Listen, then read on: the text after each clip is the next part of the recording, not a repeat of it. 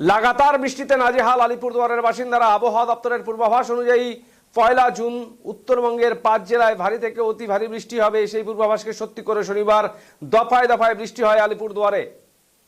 এদিন সকাল থেকে আকাশ মেঘলা ছিল, এমনকি সকালে কিছুক্ষণের মুষলধারে বৃষ্টি হয়। এরপর রাত 9টা থেকে মুষলধারে বৃষ্টি শুরু হয় আলিপুরদুয়ার জেলার বিভিন্ন এলাকায়। স্বাভাবিকভাবেই এই বৃষ্টির ফলে নাজেহাল সাধারণ মানুষ।